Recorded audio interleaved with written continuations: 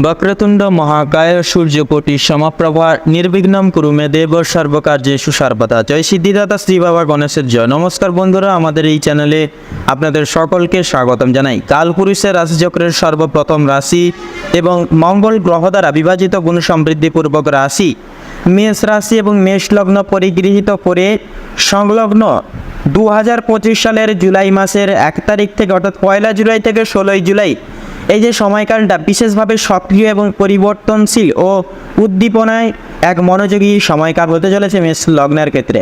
এই সময় গ্রহগুলোর গতি এবং তাদের অবস্থান জীবনের বিভিন্ন ক্ষেত্রে যেমন কর্ম, অর্থ, স্বাস্থ্য এবং প্রেম ও পারিবারিক সম্পর্ককে গুরুত্বপূর্ণভাবে প্রভাব ফেলবে। তো চলুন দেখে নেওয়া যাক এই সময়ের গ্রহগত পরিস্থিতি এবং তার ফলাফল। তো সেহেতু বন্ধুরা বলবো, আপনারা যদি মেষ রাশি এবং মেষ লগ্নের জাতক জাতিকাগণ হয়ে থাকেন তবে আজকের এই ভিডিওটি পুরো মনোযোগ সহকারে মনোযোগ ভিত্তিতে অবশ্যই পুরোপুরিভাবে দেখতে থাকুন। আশা করছি আপনারা অনেকটা তথা অনেকাংশে লাভবান এবং উপকৃত লাভ হয়ে চলতে সক্ষম হবেন। সেক্ষেত্রে বন্ধুরা অবশ্যই আপনাদের গুরুত্বপূর্ণ সময়ের দামও কিন্তু অনেক অংশে বজায় থাকবে। সেহেতু ভিডিওটি সম্পূর্ণ দেখে ভালো লাগলে অবশ্যই একটি লাইক করবেন, কমেন্ট বক্সে হর হর মহাদেব জয় শ্রী শনি মহারাজের জয় অবশ্যই লিখে যাবেন। আপনাদের মনের কামনা বাসনা অবশ্যই পূরণ হবে। জীবনে নানান রকম অসাধ্য সাধন ঘটিয়ে আপনারা কিন্তু প্রত্যেকটা কাজ পুনরুদ্ধার করে চলতে পারবেন এবং জীবনে সর্বসিদ্ধি প্রাপ্তি করতে পারবেন।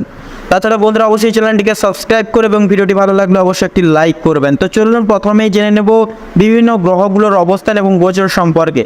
1 জুলাই থেকে পুরোপুরি 16 জুলাই পর্যন্ত 2025 সালের এই সময়কাল অনুযায়ী প্রধান গ্রহগুলির অবস্থান এবং নিম্নরূপী আবর্তন সেটা কিন্তু সর্বপ্রথম থাকছে সূর্য কিন্তু মিথুন রাশিতে বুধের সঙ্গে থাকছে। চন্দ্র কিন্তু প্রথমে কর্কট রাশিতে এবং পরবর্তীতে সিংহ এবং পরবর্তীতে তারপরে কন্যা এবং তুলায় কিন্তু গমন করবে, অর্থাৎ চন্দ্র কিন্তু হচ্ছে পরিবর্তনশীল।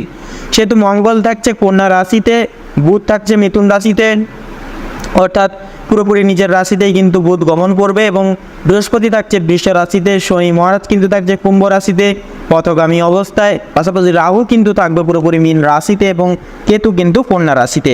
শুক্র কিন্তু থাকছে পুরোপুরি আপনাদের ক্ষেত্রে চতুর্থতম অর্থাৎ কর্কট রাশিতে কিন্তু গমন করবে।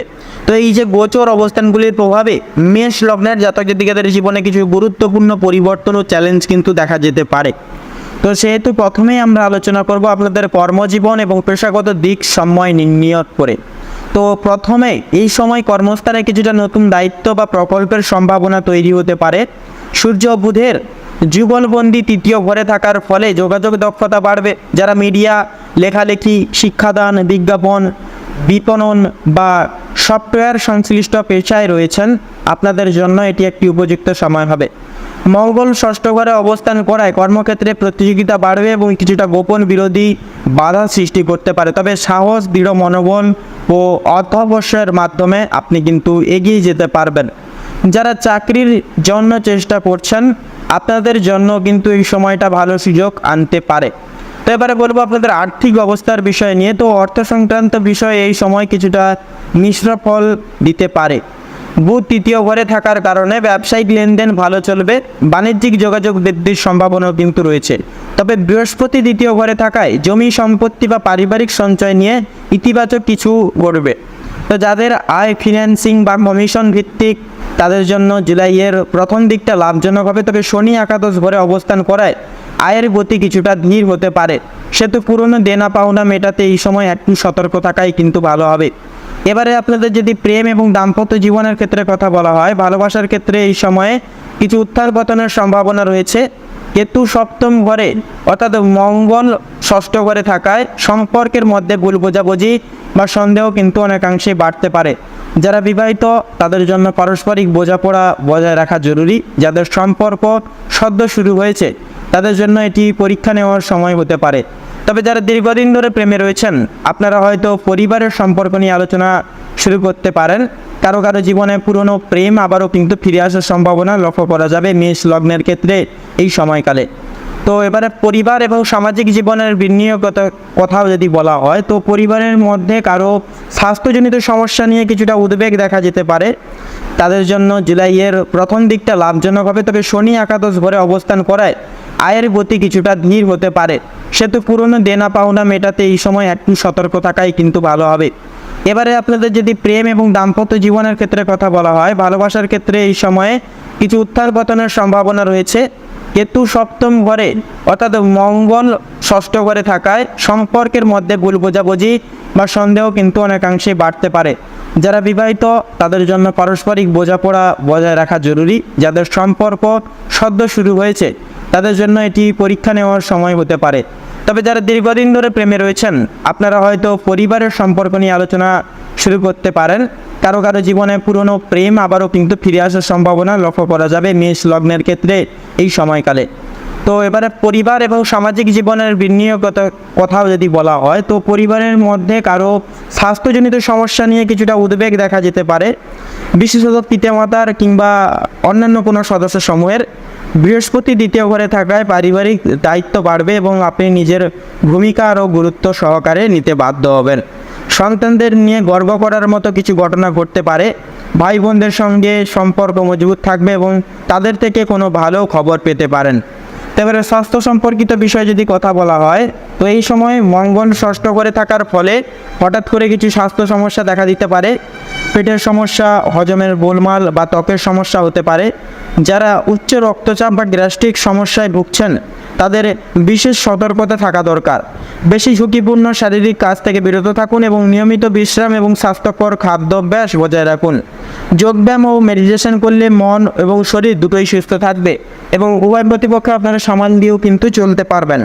তো এবারে যদি আপনাদের শিক্ষার্থীদের ক্ষেত্রে কথা বলা হয়, ছাত্রছাত্রীদের জন্য এই সময়টা মোটের উপর শুভ। তৃতীয় ঘরে বুধের উপস্থিতি মনোযোগ বৃদ্ধি এবং বিশ্লেষণ ক্ষমতা বৃদ্ধি করে তুলবে। পাশাপাশি যারা চাকরির পরীক্ষা বা উচ্চশিক্ষার জন্য প্রস্তুতি নিচ্ছেন আপনাদের জন্য কিন্তু এটি ফলদায়ক সময়কাল হয়ে উঠবে। তবে চাঁদের ওঠানামা অর্থাৎ চন্দ্রের ওঠানামা পারস্পরিক অস্থিরতা তৈরি করতে পারে।